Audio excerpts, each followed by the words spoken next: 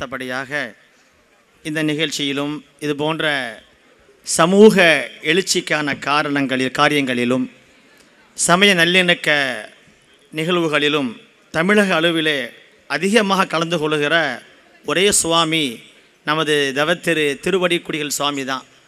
எந்த அளவுக்கு அப்படின்னா, எங்கள் ஆலிம்கள் வட்டாரத்தில் ஜமாத்துல் உலமா சாமியார் அப்படிங்கிற அளவுக்கு அவங்க உலமாக்களுடைய நிகழ்ச்சிகள் நிறைய கலந்துக்கிறாங்க. கும்பகோணத்தை சார்ந்த ஜோதிமலை இறைப்பணி திருக்கூட்டம் என்ற ஆசிரமத்தினுடைய நிறுவனர் மரியாதைக்குரிய தவத்திரு திருவடிக்குடில் சுவாமிகள் இப்பொழுது நமக்கு மத்தியில் கண்டனை உரை ஆற்றுவார்கள். சிம்பலம் தென்னாடுடைய சிவனே போற்றி, நாட்டவர்க்கும் இறைவா போற்றி, காவாய் கனகத்திரளே போற்றி, கைலி மலையானே போற்றி போற்றி. உலகெல்லாம் உணர்ந்தோதற்கரியவன் நிலவுலாவிய நீர்மலி வேணியன், அலகில் சோதியல் அம்பலத்தாடுவான் மலர்ச்சிலம்படி வாழ்த்தி வணங்குவாம். எல்லாம் அல்ல இறைவனுடைய நல்லருளினாலே பாளையங்கோட்டை பள்ளிவாசல் வளாகத்தில் சமய நல்லிணக்கம் தழைக்கும் முகமாகவும் மத்திய அரசு கொண்டு வந்திருக்கிற வகுப்பு திருத்த சட்ட மசோதாவை முழுமையாக திரும்ப பெற வலியுறுத்தியும் போராட்ட வடிவத்தில் நடைபெற்று கொண்டிருக்கக்கூடிய பொதுக்கூட்டம். அருமையான இந்த பொழுதில் நிகழ்வுக்காக நம்மோடு கரம் கோர்த்து மேடையில் அமர்ந்திருக்கிற அத்தனை சொந்தங்கள், மேடையை நோக்கி அமர்ந்திருக்கிற சகோதர சகோதரிகள் அத்தனை பேருக்கும் என்னுடைய அன்பான மாலை வணக்கங்களையும் இதயபூர்வமான சலாம்களையும் தெரிவித்து கொண்டவனாக உங்களோடு ஒரு சில வார்த்தைகளை பகிர்ந்து கொள்ள விளைகின்றேன். பொதுவாக மீளாது விழாக்கள், சமய நல்லிணக்க விழாக்கள் என்பது ஒரு விதம். இதுபோன்ற நிர்பந்தம் வரும்போது நாம் நம்முடைய ஜனநாயக குரலை ஓங்கி ஒலிக்கும் விதமாக கூடியிருந்து குரல் எழுப்புவது என்பது ஒரு விதம். அந்த வகையில் இதுபோன்ற நிகழ்வுகள் அடிக்கடி நடைபெற எதிராளிகள் நினைத்து கொள்வார்கள், அவர்களுக்குள் நம்பிக்கை இழந்து போகிறது என்று. உள்ளபடியே இதுபோன்ற கூட்டங்கள் அதிகமாக நடக்கத்தான் நம்மிடம் ஈமானும் நம்பிக்கையும் உறுதிப்பாடும் மிகுகிறது என்கின்ற செய்தியை இங்கிருந்து நான் சொல்ல விளைகிறேன். அந்த அடிப்படையில் முன்னம் பேசிய சகோதரர் அவர்கள் சொன்னார்கள், வகுப்பு திருத்த சட்ட மசோதாவில் பெண்கள் உரிமை என்பதாக பேசுகிறார்கள். வகுப்பு திருத்த சட்ட மசோதாவில் பெண்ணுக்கு உரிமை இருக்கட்டும், யசோதா பெண்ணுக்கு உரிமை என்னாச்சு? இங்கேருந்து பேசுவோமா? மத்திய அரசாங்கத்தை நோக்கி, ஒன்றிய அரசை நோக்கி அந்த அம்மையார் யசோதா பெண் நிலைமை என்ன இருக்கிறது, எப்படி இருக்கிறதுன்னு கேட்போமா? ஆனால் எங்கள் இடத்தில் பெண்கள் உரிமை 100க்கு 100% நபிகள் அவர்கள் சொன்னது போல இன்றைக்கு வரைக்கும் கடைபிடிக்கப்பட்டு கொண்டிருக்கிறது. அந்த அடிப்படையில் இதுபோன்ற நிகழ்வுகளை விரிவாக நாம் பேசும்போது, அதுவும் உலமா சபை மூலமாக, தமிழ்நாடு உலமா சபை மூலமாக இன்று தமிழகம் முழுவதும் ஒரு சில இடங்களில் காலை மதியம் நேரத்தில் நடந்தது. இன்னைக்கு இங்கே சாயங்காலம் இங்கே வரும்போதே அற்புதமான ஒரு காலச்சூழல், நல்ல ஒரு மழை. இறைவனிடம் கையேந்து நிற்கிறோம், அவன் அருள் மழையை பொழிந்திருக்கிறான் என்று தான் நாம் பார்க்கிறோம். அப்படிப்பட்ட அந்த மழை தூறி கொண்டிருந்த நேரத்திலும் கூட சகோதரர்கள் நெருக்கமாக அமர்ந்திருந்து தங்களுடைய ஆதரவை வழங்கியது எந்த அளவுக்கு நாம் நெருக்கமாகவும் உறுதியாகவும் இருக்கிறோம் என்று மீண்டும் நமக்கு சொல்கிறது. அந்த வகையில் எவ்வளவுதான் துன்பங்கள் அடுக்கடுக்காக எதிராளிகள் நமக்கு கொடுத்தாலும், எவ்வளவுதான் அடுக்கடுக்காக படைகளை நம் மீது ஏவினாலும், ஔவையார் ஒரு பாட்டில் சொல்லுவல்ல, அட்டாலும் பால் சுவையில் குன்றாது அளவளவாய் நட்டாலும் நண்பல்லர் கெட்டாலும் மேன்மக்களே சங்கு சுட்டாலும் வெண்மை தரும் என்பது போல் இந்த தேசத்திற்கு, இந்த தேசத்திலே தலைமை தாங்கக்கூடியவர்கள் நமக்கு எவ்வளவு துன்பங்களை கொடுத்தாலும் கூட வாழ்க்கையில் நம்மால் முடிந்த நன்மைகளைத்தான் நாம் விளைத்து கொண்டிருக்கிறோம். நன்மைகளை ஏவுங்கள் என்று நமக்கு கற்பிக்கப்பட்டிருக்கிறது. இன்னும் சொல்ல போனால் சமீபத்தில் 10 நாட்களுக்கு முன்னம் கும்பகோணம் என்று சொன்னாலே வெற்றிலை என்று சொல்லுவார்கள். ஒரு அடையாளம், பத்தமடை பாய், பாளையங்கோட்டை பாய். பத்தமடை அப்படின்னா பாய் அப்படிங்கிறது உலக பிரசித்தம். அதுபோல் கும்பகோணம் சொன்னால் வெற்றிலை என்று சொல்லுவார்கள். அது புவிசார் குறியீடு கிடச்சிருக்குது. உங்களுக்கு தெரியும், கும்பகோணத்தில் வெற்றிலை ஃபேமஸாக இருக்குது, சிறப்பாக இருக்குது. வெற்றிலையை அதிகமாக பயன்படுத்தக்கூடியவர்கள் அல்லது சடங்கு ரீதியாக பயன்படுத்தக்கூடியவர்கள் யாருன்னு பார்த்தா இந்துக்கள் தான். இங்கே பள்ளிவாசல் நிகழ்வுலையோ வேறு சீர்சனத்தை கொண்டு போகிறதுக்கு வெற்றிலைக்கு வேலை இல்லை, மாலை போடுறதுல வேலை இல்லை. அதே போல் கிறிஸ்தவமும் அப்படி தான். அதிகமாக அதை பயன்கொள்பவர்கள் இந்துக்கள். ஆனால் கும்பகோணம் வெற்றிலை என்று சொன்னாலும் கூட கும்பகோணம் சுற்றுவட்டார பகுதிகளில் வெற்றிலை சாகுபடியில் அதிகமாக ஈடுபட்டிருக்கக்கூடியவர்கள் சகோதரர்களே இஸ்லாம் சகோதரர்கள் அதிகமாக ஈடுபட்டிருக்கிறார். பண்டாரவாடைன்னு அங்கே ஒரு ஊர் இருக்குது, உங்களுக்கு தெரிஞ்சிருக்கும். சுற்றிலும் பார்த்தீங்கன்னா விவசாயம், எங்கே பார்த்தாலும் வெற்றிலை கொடிக்காது.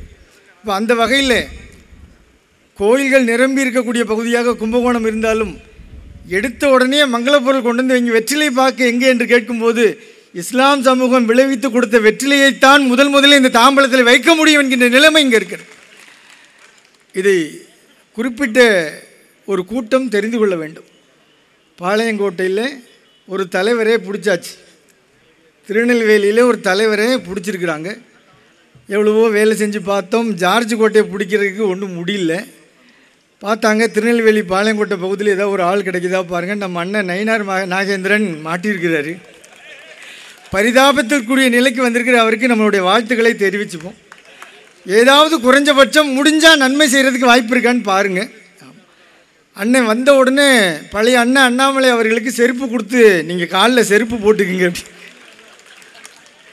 ஆமாம், அவர் சபதம் எடுத்துருக்கிறாரு, செருப்பே போட மாட்டேன், எப்போ காலில் செருப்பு போட்டுக்க ஆணிகினி குத்திர போகுதுன்னு கொடுத்தாரு.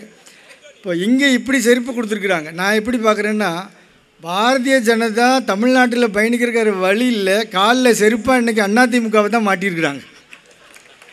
அதை தான் சிம்பாலிக்காக சொல்கிறார். பழைய ஞாபகம் இவருக்கு, அந்த பழைய ஞாபகம் இருந்ததுனால அந்த செருப்பை இங்கே போட்டு அது இங்கே செருப்பாக வந்திருக்கிறது அப்படியே சொல்லியிருக்கிறார். அதிமுகவுடைய தேய்மானம் இன்னுமே ஆரம்பிக்க போகுது. செருப்புனை தேஞ்சு இங்கே நம்ம பாபநாசம் பக்கத்தில் காரையாறுன்னு இருக்குது. அந்த காரையாறில் சொரிமுத்து ஐயனார் கோவில்னு இருக்குது. நிறைய இந்துக்களுக்கு அந்த குலதெய்வம், ஐயனார் கோவில் வந்து குலதெய்வம். ரொம்ப சாமானிய மக்கள் அங்கே போய் அங்கே ஒரு சாமி இருக்குது, அவருக்கு செருப்பு வந்து ஒரு காணிக்கையாக செலுத்துவாங்க. அவர் வேட்டையாடி வருவார், அவர் நடந்து வரும்போது இந்த செருப்பு போட்டு கொண்டு வருவார்னு சொல்லி காரையாறில் செருப்பை காணிக்கையாக செலுத்துவார்கள். அங்கே உள்ள மரங்களில் கட்டி போடுவோம். கொஞ்ச நாள் கழித்து போய் பார்த்தா அந்த செருப்பு வந்து தேஞ்சிருக்கும். இது இன்றைக்கு வரைக்கும் நிலவக்கூடிய ஒரு நம்பிக்கை. செருப்பு என்பதை ஒரு சேவைக்கு அடையாளமாக சொல்லுவார்கள், அது வேறு விஷயம். நான் இங்கே சொல்ல வரக்கூடியது கிட்டத்தட்ட இப்போது பாமகவையும் பாமகன்னு பிரித்தாச்சு. அப்பா தனியாக பையன் தனியாக பேரன் தனியாக நடந்ததெல்லாம் தெரியும் உங்களுக்கு. அப்போ அதோட நிலைமை கிட்டத்தட்ட கோமா ஸ்டேஜுக்கு போயிடுச்சு. என்னடா சாமியார் இதெல்லாம் பேசுகிறான்னு நினைக்காதீங்க, பேச வேண்டிய கடமை இருக்குது. அதனால தான் சகோதரர் ஆளூர் நவாஸ் அவர்கள் இங்கே வரும்போது மாண்புமிகு சட்டமன்ற உறுப்பினர் என்பதனால ஜே லாஸ்கி அவர்கள் எழுதிய அரசியல் இலக்கணம் என்கிற நூலை அன்போடு அவருக்கு நான் பரிசாக வழங்கினேன். இந்த மேடையில் சொல்ல கடமைப்பட்டேன். ஏன்னா இன்றைக்கு அளவில் தமிழ்நாட்டில் இஸ்லாம் சமூகத்திலிருந்து ஒரு மிகப்பெரிய ஆளுமையாக அறிவு சார்ந்த களங்களில் களமாடக்கூடியவராக சகோதரர் வளர்ந்து வருகிறார். எல்லாமல்ல இறைவனுடைய நல்லுறவு அவருக்கு பரிபூர்ணமாக சித்திக்கிற பிரார்த்திக்கிறேன். ஒரு இடத்துல கூட பிசுகில்லை. ஆளூர் நவாஸ் ஒரு விஷயத்தை பேசிவிட்டாருன்னா அதுக்கு பச்சை மை எடுத்து டிக் போட்டிக்க வேண்டியதான். அங்கே சிவப்பு மையில் திருத்துறதுக்கு வேலையே இல்லை. அப்போ திருத்த வேண்டிய எதை திருத்தணும் அப்படின்னா, புதுசாக கொண்டு வந்திருக்கிற வகுப்பு திருத்த சட்ட மசோதாவை முற்றுமாக திருத்த வேண்டும், அதை திரும்ப பெற வேண்டும் என்பதை இந்த மேடையின் வாயிலாக தெரிவிக்கிறேன். சமீபத்தில் ஒரு இடத்துல பேசும்போது சொன்னாங்க, அரசாங்கம் சில சட்டம் போடும்போது திருடுவாங்க, சில சட்டம் போடும்போது திருட்டில் பங்கு கிடைக்குதான்னு பார்ப்பாங்க. இந்த சட்டம் மூலமாக ஒட்டுமொத்தமாக திருட பார்க்குறாங்க. என்ன கேட்குறாங்க, என்னங்க இதுக்கு முன்னாடி 3 தடவை வந்திருக்கிறாரு, இப்போ மட்டும் ஏன் இவ்வளோ எதிர்க்கிறீங்க? இல்லை, ஒவ்வொரு வாட்டி வர்றதுக்கு வித்தியாசம் இருக்குதுன்னு சொல்லுவேன். முதல்ல வந்தார் அது ஒரு விதம், 2வது வந்தார் அது ஒரு விதம், இப்போ 3வது வந்திருக்கிறார் வேறு ஒரு விதம். எப்படின்னா ஒரு சினிமா பாடலில் சொல்லுவாங்க, ஏப்பா 2வது முதல் திருடிய காரணத்தால் முழுசாய் திருட மறந்து விட்டேன். பதட்டமாக இருக்குது, எதை திருடுறதுன்னு தெரியல, என்னால் கிடச்ச வரைக்கும் திருடணும். 2வது வரும்போது கொஞ்சம் ஆசுவாசமாக, 3வது தான் முஸ்லீம்கிட்ட இவ்வளோ சொத்து இருக்குதான்னு எங்களுக்கு தெரிய வந்துடும். அப்போ பாருங்கள், எதற்காக இவ்வளவு சொத்துக்கள் அவங்க நினைக்கிறாங்க. இதெல்லாம் இந்து நாடு தானே, இந்து நாட்டுக்குள்ளே கிறிஸ்தவர்கள் முஸ்லீம்கள் வந்தவங்க, அவங்களுக்கு எப்படி இவ்வளோ சொத்து அப்படின்னு அவங்க நினைக்கிறாங்க. இப்போ இந்த சொத்துக்கள் மார்க்கம் இங்கே வந்தபோது அந்த மார்க்கத்தை தழுவியவர்கள், மார்க்கத்தின் மீது நம்பிக்கை வைத்தவர்கள் இறை வழிபாடு தொடர வேண்டும், மார்க்கத்தினுடைய பணிகள் தொடர வேண்டும் என்பதற்காக தானம் அளித்தவை அவை. முன்னமே சகோதரர் சொன்னது போல் பல கோயில்களுக்கே இன்றைக்கி ரெக்கார்டு கிடையாது.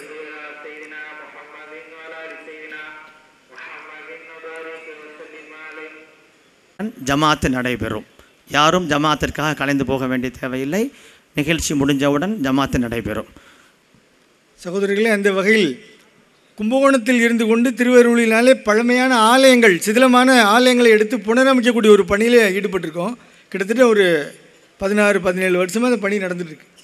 அப்படி அந்த ஊரில் குக்கிராமங்களில் சிதிலமடைந்த ஆலயங்களை எடுத்து திருப்பணி செய்வதற்கோ அல்லது அரசாங்கத்தினுடைய பார்வைக்கு கொண்டு சென்று அதற்கான நிதி ஒதுக்கீடு செய்வதற்கோ ஏற்பாடு செய்வோம்.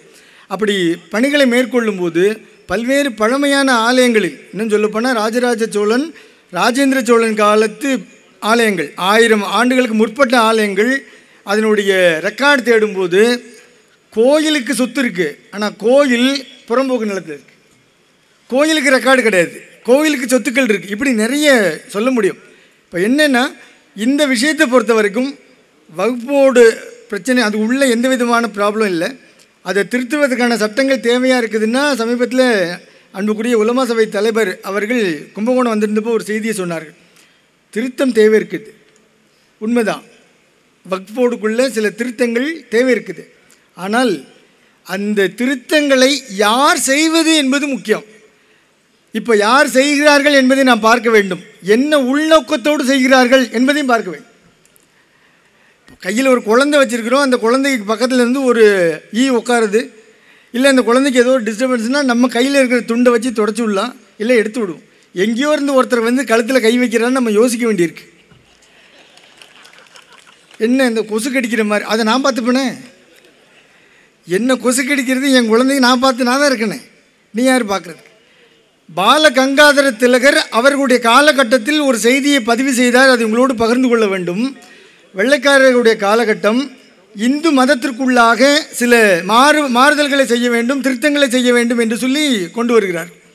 இது அப்படி பண்ணினா நல்லா இருக்குமே, இப்படி பண்ணினா நல்லா இருக்குமேன்னு சொல்லி பாலகங்காதர திலகர் அவர்கள் சொல்லுகிறார்கள், இந்த சமயம் தன்னுடைய வாழ்வியலுக்கு எதிரானதும் புறம்பானதுமான எதையும் வெளியே இருந்து எடுத்துக்கொள்ளாது, அது உள்ளுக்கே அந்த சமூக மாற்றம் நிகழ வேண்டும் என்று திலகர் சொல்கிறார். அதையே நாம் இஸ்லாம் மார்க்கத்துக்கு சொல்ல வேண்டுமானால் இங்கேயும் திருத்தம் தேவையாக இருக்கிறது.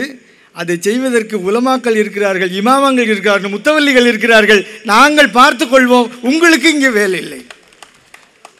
கருத்து ஒன்று தான், ஃப்ரம் அட்ரஸை மாற்றிக்கணும். அப்போ அவர்கள் சொல்லும்போது அங்கே இனிக்குதுன்னா, இங்கே தமிழ்நாடு ஆளுநர் அவர்கள் எவ்வளவோ தலைகளை நின்று கத்தி பார்க்குறாங்க. எவனும் இங்கே ஸ்ரீராம் சொல்ல மாட்டேங்கிறான்.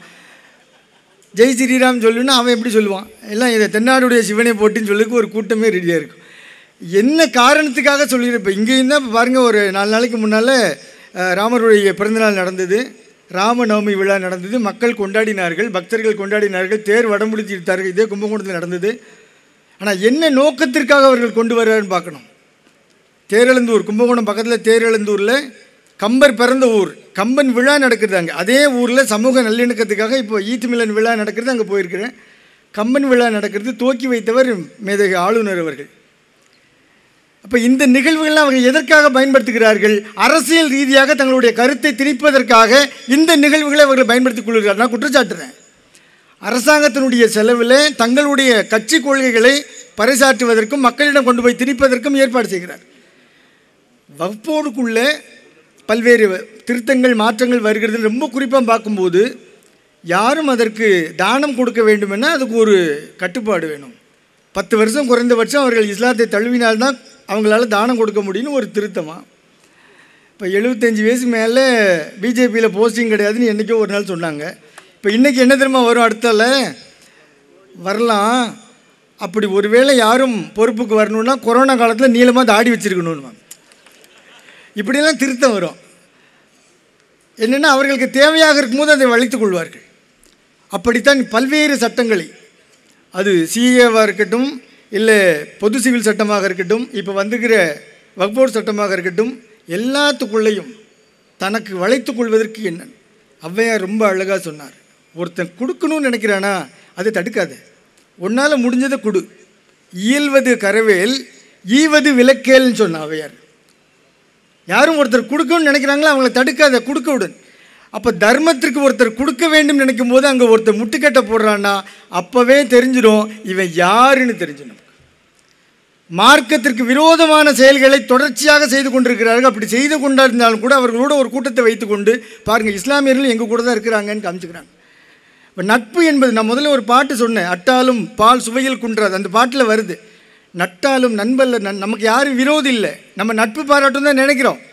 1000 தான் மனம் திறந்து அழைத்தாலும் உள்ளுக்குள்ளே அவர்களுக்கு அந்த விஷமம் இருப்பதுனால, நல்ல பாம்புக்கு சொல்லுவாங்களே அது ஒளிந்திருக்கிறது, ஏன் அதுக்குள்ளே விஷம் இருக்குது. அப்படி விஷம் இருப்பதுனால அவர்களால் பழக முடியல. நல்லிணக்கம் எல்லாரோடு இணங்க வேண்டாம் என்பது நமக்கு சொல்லிக் கொடுக்கப்பட்டது. அந்த அடிப்படையில் தர்மம் கொடுப்பதற்கு ஒருத்தர் தடை செய்கிறார் என்று சொன்னால் அவனுக்கு எல்லாமல்ல இறைவனுடைய சாபம் அந்த இடத்துல இறங்கும் என்பதில் எந்த மாற்று கருத்தும் இல்லை. பாதிக்கப்பட்டவர்களுடைய பிரார்த்தனைகளுக்கு பயந்து கொள்ளுங்கள், அவர்களுக்கும் இறைவனுக்கும் இடையே திரை கிடையாது. நபிகள் நாயகம் கண்மணி நாயகம் அவர்கள் சொல்லியிருக்காங்க. அப்போ பாதிக்கப்பட்ட நாம் இந்த இடத்துல ஒருங்கு கூடி இருந்து இறைவனை பிரார்த்திக்கிறோம். இந்த சட்டத்தை அரசு திரும்ப பெற வேண்டும், இஸ்லாத்துக்கு எதிரான இந்த ஒடுக்குமுறை அடக்கப்பட வேண்டும் நினைக்கிறோம். பொதுவாக சொல்லுவாங்க, அறிவுஜீவிகள், அறிவார்ந்த சமூகம், மார்க்கத்தை முன்னெடுக்கக்கூடிய சமூகம் இது போன்ற பிரச்சனைகள் வரும்போது அநீதிக்கு எதிராக களம் காண வேண்டும் என்று சொல்லப்பட்டிருக்கிறது. களம் காண்கிறோம் நாம். ஏன்னா இது போன்ற நெருக்கடி வரும்போது, சிறுபான்மையினருக்கு எதிரான நெருக்கடி வரும்போது, சமய நல்லிணக்கத்திற்கு நெருக்கடி வரும்போது நாம் அமைதியாக இருந்துவிட முடியாது. நாம் எப்போதெல்லாம் உரிமைக்காக முழுமையாக குரல் கொடுத்து களம் காண்கிறோமோ அப்போதுதான் நம்முடைய குடியுரிமையை நாம் முழுமையாக உணர்கிறோம், நிலைநாட்டுகிறோம் என்று பொருள். நம்ம குடியுரிமைக்காக அன்றைக்கி போராடினோம், ஆனால் இன்றைக்கு நம்முடைய உரிமைக்காக போராடும். எப்போ நம்ம உரிமைக்காக போராட களம் காண்கிறோமோ அப்போ தான் முழுமையாக நம்முடைய குடியுரிமையை நாம் நிலைநிறுத்துகிறோம். அந்த வகையில் மீண்டும் மீண்டும் இது போன்ற வெறுப்பு அரசியலை ஒன்றிய அரசு மேற்கொள்ளுமானால் இதுவும் போராட்டம்தான், பொறுமையாக இருப்பதும் போராட்டம்தான், இன்னொன்றும் போராட்டம்தான். இந்த இடத்தில் நாம் அழுத்தமாக சொல்லியாக வேண்டும். சமீபத்தில் இந்த தர்பூசணின்னு ஒரு வியாபாரம் கோடை காலத்தில் நல்ல விற்கக்கூடியது, உங்களுக்கு நல்லா தெரியும். சாலைகள் தோறும் மலையாக குமிச்சு வச்சு அந்த தர்பூசணியை விவசாயிகள் வியாபாரம் செய்வாங்க. இந்த ஆண்டு சில சர்ச்சை காரணமாக அந்த வியாபாரம் பாதிக்கப்பட்டிருக்கிறது. விவசாயிகள் கண்ணீர் விடுறாங்க. லட்சக்கணக்கான பொருட்கள் எங்களுக்கு முடங்கி கிடக்குது, வியாபாரம் இல்லையே. நான் அவர்களுக்கு ஒரு ஆலோசனை சொன்னேன் சமீபத்தில் கும்பகோணத்தில் ஒரு நிகழ்ச்சியில். தர்பூசணி வேகமாக விற்கணும், இருக்கிற எல்லா ஸ்டாக்கும் காலியாகணும், என்ன பண்ணலாம்? அது சிகப்பாக தான் இருக்குது. தர்பூசணிக்கு இஸ்லாமிய ரத்தம்னு ஒரு பேர் வச்சிடலாம். பிஜேபிக்காரன் ஒரு பழம் பாக்கி இல்லாமல் வாங்கி 3 வேளையும் ஜூஸ் போட்டு கொடுக்கும். ஒரு பழம் பாக்கி இருக்காது. தமிழ்நாட்டில் உள்ள ஒட்டுமொத்த தர்பூசணியும் விற்று போடும். அவ்வளவு வெறி இருக்குதுங்க. அப்படியாவது அடங்கட்டுமே, 3 நேரம் ஜூஸ் போட்டு. இது முஸ்லீம் ரத்தம், இது நம்ம சர்ச்சில் சொல்லுவாங்கள்ல, ஃபாதர் சொல்லுவாங்க, அது வேறு ஒரு விஷயம். இன்றைக்கு அந்த விழா நடந்து கொண்டிருக்கு, குருத்தோலை ஞாயிறு என்று. அடுத்து ஈஸ்டரை நோக்கி நகருது. அர்ப்பணிப்பை என்று சொல்லக்கூடிய ஒரு செய்தி அது. ஜீசஸ் இது என்னுடைய ரத்தம் என்று சொல்லி சபையில் சொல்வார்கள். இன்றைக்கு நாளும் அந்த மக்கள் அதை கடைபிடிக்கிறார். நான் இங்கே சொல்லக்கூடிய செய்தி வேறு. இன்றைக்கும் இந்தியாவில் இருக்கக்கூடிய மக்களை அவருடைய ரத்தத்தை நீங்கள் பரிசோதனை பண்ணினீங்கன்னா குறைந்தபட்சம் ஏதாவது மருத்துவமனைக்கு அவசர சிகிச்சைக்காக போயிருக்கலாம், இல்லாட்டா ஆப்ரேஷனுக்காக ஒரு டெலிவரிக்காக போயிருக்கலாம். ஒருவேளை அவர்களுக்கு ரத்தம் ஏற்றப்பட்டிருந்தால் அந்த இரத்தங்களை எல்லாம் நீங்கள் பரிசோதனை செய்து பார்த்தீர்களானால் ரொம்ப அதிகமாக இஸ்லாம் சமூகம் தானம் செய்த இரத்தம் அவர்களுக்கு ஏற்றப்படும். இன்றைக்கும் சொல்கிறேன், இந்திய அளவில் இரத்த தானம் செய்வது என்று சொன்னால் இஸ்லாம் சமூகத்தை தவிர வேறு யாரும், பெற்ற அப்பாவாக இருந்தாலும் பையனுக்கு கூட வரமாட்டேங்கிறாங்க. கும்பகோணம், அரியலூர் மாவட்ட பகுதிகளெலாம், தஞ்சாவூர் மாவட்ட பகுதிகளில் இந்த பணியில் ஈடுபடுறதுனால சொல்கிறேன். அங்கே இருக்கிற மருத்துவர்கள் சொல்கிறாங்க, கட்டின மனைவி டெலிவரிக்காக, பிள்ளை பிறப்பதற்காக, பேர் காலத்துக்காக மருத்துவமனைக்கு வந்திருக்காங்க, ஆப்ரேஷன், ரத்தம் தேவை. கட்டின புருஷன் ரத்தம் கொடுக்கறதுக்கு தயங்குறான். ஒருவேளை அந்த புருஷன் கொடுக்கலன்னா அவனுடைய தம்பி இருப்பார். இந்த அம்மா சொல்லுவாங்க, உங்கள் தம்பியை கொடுக்க சொல்லுங்கள். அவர் தம்பி நினைப்பார், அடுத்த மாதம் எனக்கு கல்யாணம், நான் எப்படி கொடுப்பேன்? அப்போ ரத்தம் கொடுப்பது என்றால் அங்கே வேறு சில செய்திகளை அவங்க யோசிக்கிறாங்க. இது கொடுக்கறதுனால பாதிப்பு வந்துருமோன்னு நினைக்கிறாங்க. கட்டின மனைவிக்கு ரத்தம் கொடுக்கறதுக்கு ஒரு கணவன் தயங்கக்கூடிய விஷயம், பெத்த பிள்ளைக்கு ஒரு அப்பா ரத்தம் கொடுக்கறதுக்கு தயங்கக்கூடிய விஷயம், ஒட்டுமொத்த இஸ்லாம் சமூகமும் யாரோ ஒருவனுக்கு பயன்படுத்தும் என்று சொல்லி இன்றைக்கு வரைக்கும் இரத்த தானத்தை ஒரு கடமையாக செய்து கொண்டிருக்கிறார் என்று சொன்னார். இதை விட இந்த சமுதாயத்தினுடைய அர்ப்பணிப்புக்கு வேறு எதை சொல்ல முடியும்? அந்த வகையில் நான் நண்பர்களுக்கு அடிக்கடி சொல்வதுண்டு, சமய நல்லிணக்கம் என்கின்ற இந்த ஒரு நீண்ட நெடிய பயணம் நாம் புதுசாக பண்ணுவதில்லை. இது இந்த மண்ணில் ஏற்கனவே இருக்குது. நம்ம புதுசாக அங்கே எதுவும் செய்யலை. நம்முடைய முன்னோர்கள் இதே மண்ணிலே வளர்த்ததை நாம் மீண்டும் பயிராக்குகிறோம், அவ்வளவுதான். புதுசாக நம்ம ஏதாவது ஒன்று பண்ணி தான் இங்கே வந்து நல்லிணக்கத்தை நிலைநாட்டணும் என்பது அல்ல. அதற்கு எதிர்ப்பு வரும்போது தடுத்து ஆட வேண்டிய கடமை நமக்கு இருக்கிறது. அதை செய்து கொண்டு இருக்கிறோம். இன்றைக்கு இந்த திருத்தச் சட்டம் மூலமாக இஸ்லாம் சமூகம் மீது ஒரு கரையை ஏற்படுத்தும் போது இப்போ பாருங்களேன், பொதுமக்கள் என்ன நினைப்பாங்க? தொடர்ச்சியாக இந்த சமூகத்தின் மீது அரசாங்கம், மத்திய அரசு வந்து ஒரு தாக்குதல் நடத்தும் போது இங்கே ஏதோ போல இருக்குது அப்படிங்கிற கருத்து உருவாகும்ல. அந்த கருத்தை வலிமைப்படுத்துறது மாதிரி தான் தொடர்ச்சியாக அவங்க முன்னெடுத்துட்டு இருக்காங்க. அப்போ இந்த கருத்துக்களை அவங்களை கொண்டு வரும்போது நாம் இதை எதிர்த்து களமாடவில்லையானால் இது உண்மைன்னு நம்பிடுவோம். இன்றைக்கு என்னை கொண்டு வந்து ஆட்டோவில் ட்ராப் பண்ண அன்பர் வந்து நெத்தியில் செந்தூரம் வச்சுருந்தார். முதல்ல நான் ஒரு கோவிலுக்கு தரிசனத்துக்கு போயிட்டு அடுத்து பள்ளிவாசல் நோக்கி வர்றேன். எங்கே போகணுன்னார்? கோவிலுக்குன்னு. அவர் வந்து கோயிலில் வழிபாடு பண்ணிட்டு இன்முகத்தோடு வந்தார். அடுத்து எங்கே போகணுன்னார்? பாளையங்கோட்டை ரயில்வே கேட்டு பக்கத்தில் பள்ளிவாசலுக்கு போகணுன்னு. அவர் முகமே மாறிடுச்சு. அப்புறம் கொண்டு வந்து அங்கே நிப்பாட்டிட்டு உடனே உள்ளே வரல. கொஞ்சம் நேரம் வண்டியிலே உட்காந்துருந்தேன், ஆட்டோவிலே உட்காந்துருந்தேன். அவரு நான் நடக்கிறதெல்லாம் பார்க்குறேன், அப்படியே பார்க்குறேன். என்னென்னா, இந்த ஆட்டோவை கட் பண்ணிவிட்டு வேறு ஆட்டோவை என்னால் கூப்பிட்டு வர முடியும். ஆனால் அந்த ஆட்டோ மூலமாக அடியே நீங்கள் வந்து ஏறுவதை இந்த ஒரு ஆட்டோ சகோதரர் பார்த்தார்ல, அத்தனை பேருக்கும் சொல்லுவார், ஒரு சாமியார் கும்பகோணத்துலேருந்து பாளையங்கோட்டைக்கு வந்திருக்கிறாருப்பா, நான் தான் கொண்டு போய் விட்டேன். அப்போ சாமானிய மக்களோடு அந்த பழகுகிறோம் அல்லவா. வழக்கமாக காரில் வருவேன், இன்றைக்கி கார் எடுத்துகிட்டு வரல, பஸ்ஸில் தான் வந்தேன். நான் வரும்போது சமூகம் பார்க்கணும், பார் ஒரு சாமியார் போகிறார், அவர் எப்படி நடந்து. இப்போ இஸ்லாம்னா ஒவ்வொரு முமின்களும் எப்படி நடந்து கொண்டுலாம் என்பதற்காக ஒரு சீட்டு எழுதி ஒட்ட முடியாது. பாருங்கள், அங்கே ஒட்டியிருக்காங்க. ஒவ்வொருத்தருக்கும் சேரில் என்னென்ன பேர் எழுதி ஒட்டியிருக்கு, நீங்கள் இங்கே தான் உட்காரணும் அப்படின்னு ஒட்டியிருக்கு. அது ஒரு ப்ரொசீஜர் கடைபிடிக்கிறாங்க. இப்போ நம்ம எழுதி ஒட்டிக்க முடியாது. நான் வந்து ஒரு இஸ்லாமியன், நான் வந்து கண்மணி நாயகம் அவர்களுடைய உபதேசத்தை கடைபிடிக்கிறேன்னு எழுதி ஒட்ட முடியாது. அப்போ எப்போ தெரியும்? எப்படி தெரியும்? மற்றவர்களோடு நாம் பழகுகிறோம் அல்லவா, அதில் தெரியும். இவர் முஸ்லீம் என்பது அங்கே தெரியும். நான் ஒரு தடவை மேடையில் பேசிட்டு கீழே இறங்குறேன். எதிர்த்தாப்பில் இருந்து பார்த்துட்டு இருந்த சகோதரர் சொல்கிறாரு, சாமி உங்கள் முகத்தில் கொஞ்சம் அழுக்கு இருக்குது, அதை தொடங்கன்னு சொன்னார். நான் சொன்னேன், இது பருவுங்க அப்படின்னு. எந்த அளவுக்கு அவர்கள் ஒரு உன்னிப்பாக கவனிக்கிறார்கள் பாருங்கள். கிட்ட வந்து எல்லாரும் கேட்குற மாதிரி சொல்லலை, காதில் வந்து சொல்கிறார், உங்கள் முகத்தில் ஏதோ அழுக்கு இருக்குது தொடங்கி அப்படின்னார். இப்போ எந்த அளவுக்கு மற்றவர்களை கவனிக்கிறார்கள், அவர்கள் மனம் கோணாத அளவுக்கு அவர்களிடம் சொல்ல வேண்டும் என்று எடுத்து சொல்லுகிறார்கள். இதெல்லாம் தனிப்பட்ட ஒருத்தரோடது இல்லை, நபிகள் நாயகம் அவர்கள் கட்டமைத்த இஸ்லாத்தினுடைய அடிப்படை. இன்றைக்கும் இவ்வளவு பொறுமையாக நாம் இருந்து இந்த போராட்டத்தை, இந்த பொதுக்கூட்டத்தை நடத்துகிறோம் என்று சொன்னால் மேலும் மேலும் இந்த சமுதாயத்தின் மீது எல்லாமல்ல இறைவனுடைய நல்லருள் பதியும். ஆமாம், இன்னொரு விஷயம் சொல்லவா, இன்னும் சில நாட்கள் உருண்டோடட்டும். மரியாதைக்குரிய அமித்ஷா அவர்களும் மரியாதைக்குரிய மோடி அவர்களும் ரிட்டையர்ட் ஆன பிற்பாடு இப்போது ஐயா அத்வானி மாதிரி ஒரு சேரில் உட்காருவாங்கள்ல, அப்படி உட்காரும்போது டெல்லியில் இருக்கிற இஸ்லாமிய சமூகத்தை கூப்பிட்டு, இமாம்களை கூப்பிட்டு, நான் இஸ்லாத்துக்கு மாறலான் இருக்கிறேன், ஏற்பாடு பண்ணுங்கன்னு நிச்சயமாக சொல்லுவாங்க. ஏன் தெரியுமா? நாங்கள் அதிகாரத்தில் இருக்கும்போது அவர்களை நோக்கி பல ஏவுகணைகளை ஏவினோம், எல்லாத்தையும் பார்த்து கொண்டு இவ்வளவு பொறுமையாக இருக்கிறான்னு சொன்னால் இந்த மார்க்கத்தை விட வேறு எது சிறப்பாக இருக்க முடியும் என்பதை அவர்கள் சொல்லுவார்கள். அந்த காலம் கணியம் என்று சொல்லி வாய்ப்புக்கு நன்றி கூறி அனைவருக்கும் சகல செல்வ யோகமுக்கு பெருவாள் சித்திக்க எல்லாமல்ல இறைவனை பிரார்த்தித்து, உங்களோடு கூட இந்த சட்டத்தை முழுமையாக திரும்பப் பெற வேண்டும் என்று மத்திய அரசுக்கு வலியுறுத்தி, மாநில சட்டமன்றத்திலே இதற்கு எதிராக தீர்மானம் நிறைவேற்றிய தமிழ்நாடு அரசுக்கு நன்றி பாராட்டி அனைவருக்கும் மீண்டும் ஒருவரை நன்றி சொல்லி அமைகின்றேன். வணக்கம். வெற்றிவேல் முருகனுக்கு. கண்டிக்கின்றோம் கண்டிக்கின்றோம் ஒன்றிய அரசை கண்டிக்கின்றோம். ரத்து செய் ரத்து செய், வக்ஃப் திருத்த சட்டத்தை ரத்து செய், அபகரிக்காதே அபகரிக்காதே, வக்ஃப் சொத்தை அபகரிக்காதே அபகரிக்காதே அபகரிக்காதே, இறைவன் சொத்தை அபகரிக்காதே. இறைவன் சொத்தை அபகரித்தால் அழிவு நிச்சயம் மறவாதே.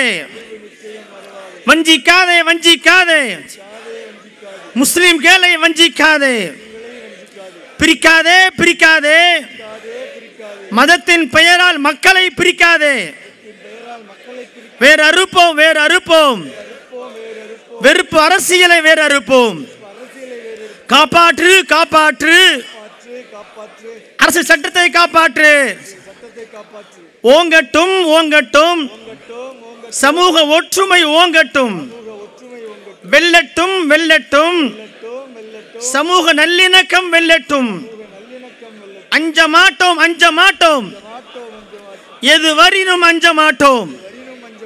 எதிர்ப்போம் எதிர்ப்போம், இறுதி வரை எதிர்ப்போம். பணிய மாட்டோம் பணிய மாட்டோம், அடக்குமுறைக்கு பணிய மாட்டோம். நன்றி.